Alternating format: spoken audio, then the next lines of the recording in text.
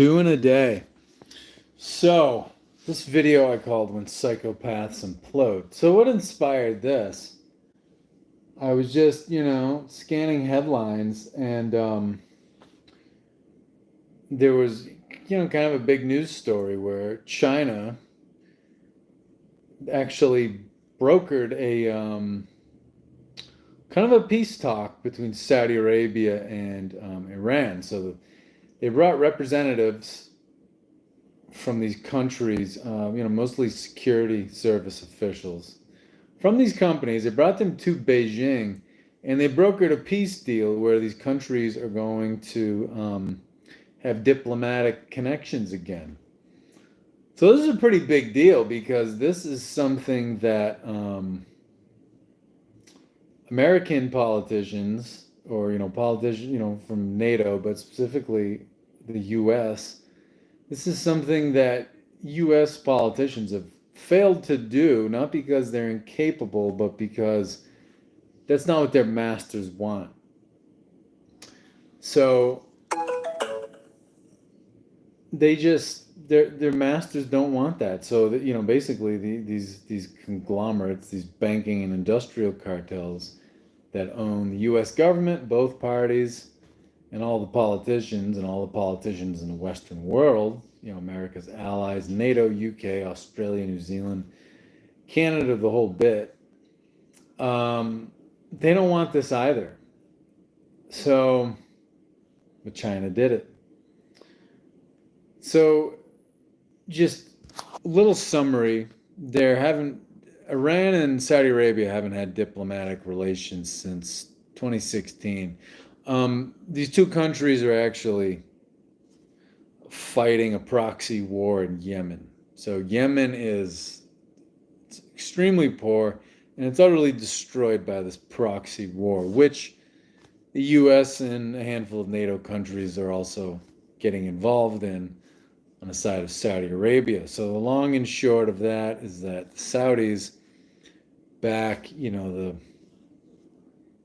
crooked, corrupt military government in Yemen. And then the Iranian intelligence backs the Houthi rebels in Yemen. So, big thing with Saudi Arabia and whatchamacallit, Iran. They're basically two antagonistic branches of Islam. So, Iran is Shiite, Saudis are Sunni. So this is basically like, it's a relationship. It's like Orthodox, versus Catholic, or like Catholic versus Protestant. To me, the Sunnis are more like Protestants. It's like, it's a bunch of old men, who are, kind of appointed to, rule the community and decide, interpret the Quran and boss everybody around accordingly. It's like what the early church did. And, it's like what, the more newfangled Protestant churches in America, like the Mormons, the Seventh-day Adventists, the Jehovah's Witnesses, they do this similar kind of thing where it's like, all of these churches are ruled by basically investors because, religions it's the best business in the world. They have no income. It's all charity because they're not taxed. So they basically have no income. They're just sucking in all this charity. And they own prime real estate all over the world. But they don't have to, they don't get taxed. So it's like the best business to be in. It's better than insurance, really. So there's always investors behind churches and religions, and in these newfangled American churches, it's like, they're the ones. These hidden people are the ones appointing these rulers to rule the church, boss the people around. Same thing in Islam, same in other branches of Christianity, same in Buddhism, Judaism. It's like with countries, investors own them and hire business managers to take the blame. So yeah, with Sunnism, it's like these elders are basically appointed by other elders, and ultimately by the investors. Now, with the Shiites, it's more of a hereditary thing. So, to be a Shiite leader, you have to produce your pedigree. You have to show that you have descent back to, excuse me, back to the Prophet, being Muhammad. Um, so, hereditary versus, appointed. That's basically the difference between Sunni and Shiite, and they have all these interpretive differences to the religion based on these two different methods of succession of who leads the religion, whether it's hereditary or appointed. So they're always at each other's throats, and they're playing the arch enemy game, and they fight these proxy wars like Yemen. Um, so that war got nasty. They broke diplomatic relations in 2016. This is bad for the world's oil supply. Um, Russia could give a fuck because they're the biggest oil producer. The US could do the same, but Saudi Arabia did us some favors. They basically bailed our banking system in 1991, so we still owe them favors. And then, but the Chinese need that Gulf oil. They get some oil from Russia, but they need the Gulf oil too. And they actually have this string of pearls policy. So since early 2000s, they've basically had naval, surface ship, and submarine patrols from the Chinese ports all the way to the Persian Gulf, through the Straits of Malacca and Indian Ocean. So China desperately needs that oil supply to run its economy. So China got proactive here, and they were like, okay, we can't have these two countries, Saudi Arabia and Iran, at each other's throats because that could shut down oil transportation and we're fucked. And, Russia is going to give itself first dibs on its own oil because it's intelligent. That's what you do. So they brought these two countries together in something that, the US would never do, because for the whole media game, leaders in the US have to be, especially the Republicans, they have to, the wannabe tough guys, who are actually pussies, they have to be like, oh, we don't negotiate with this terrorist state. And then, the glorified wimps, the Democrats, are like, oh, you're so mean that you don't talk to the Iranians. But, they really don't do any better job at it. And, it's been failure. So there's a lot of layers to this. Now, so I called this video, when Psychopaths Implode, because the US, the NATO countries, even the EU have been involved with destabilizing the Middle East for quite a long time. And that's what their investors want. And so China is undermining that. So it's interesting. The Middle East as we know it, the Nazis had a lot to do with that. The Nazis, and they're still around. They didn't get defeated in World War II. The Nazis won World War II. Germany was destroyed. They entered Germany like a parasite, and they destroyed it. Germany was destroyed. Germany basically was, castrated, and their population was taught to hate themselves and think they're horrible, terrible racists and all that, woke shit. And but the Nazis won. Many of the Nazis got new homes in the U.S., working for NASA, CIA, NSA, the medical system, the airlines. They designed the highway system, and in mega corporations too. And they also, a lot of them stayed right in Germany, in West Germany, and they manipulated both the US and the Soviet Union and all of NATO all through the Cold War. When the Soviet Union collapsed in 91, CIA, British intelligence, they were all caught completely off guard because the the basically German intelligence people had been gaslighting them. And they also been gaslighting the Soviets. So basically, during World War II, the German and Nazi intelligence had created an intelligence network all through Eastern Europe, which never went away. They pulled off that revolution in Ukraine in 2014. So that Nazi intelligence network never went away. And during the Cold War,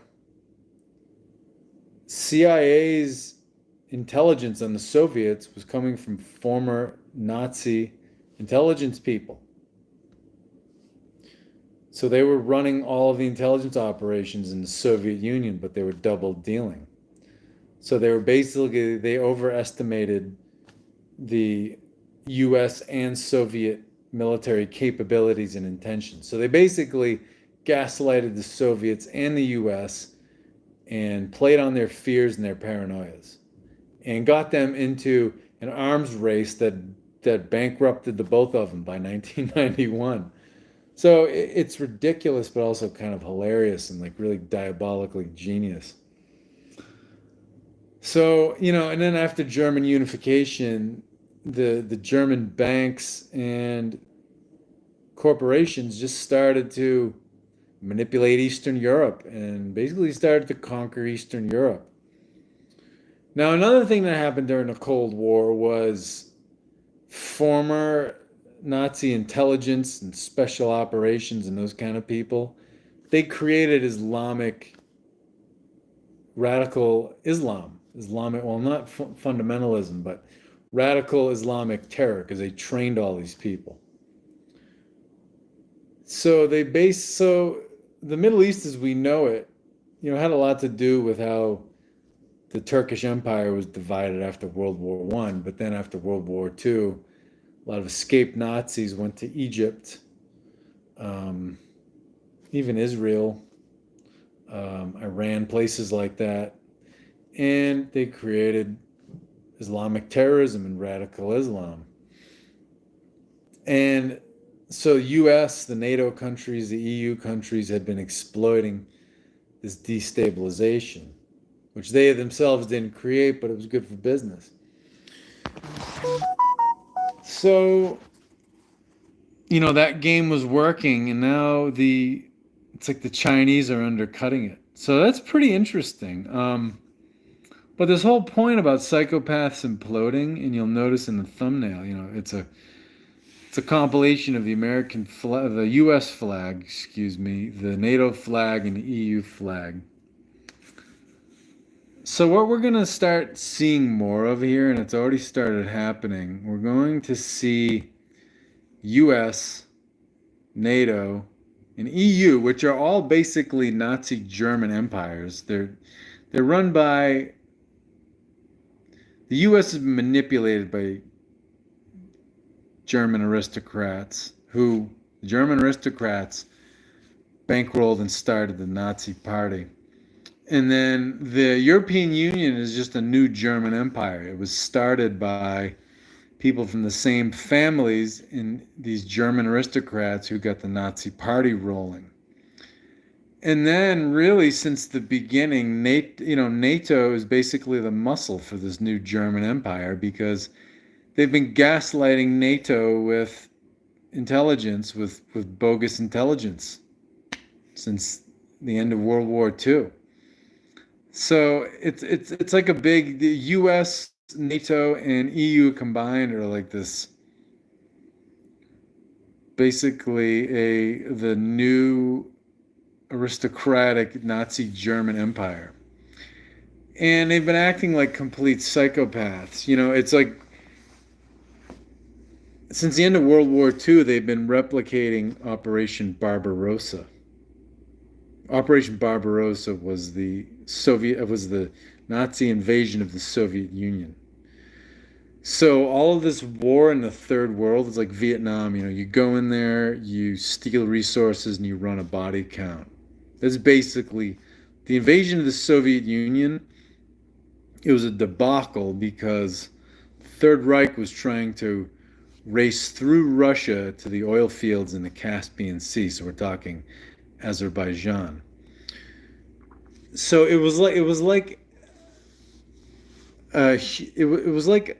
a macro version. The Nazi invasion of the Soviet Union was like a macro version of Vietnam and then the Iraq and Afghan wars. It was like there was not a lot of strategy, and take the oil fields. And so you've got your enemy like behind you and all around you.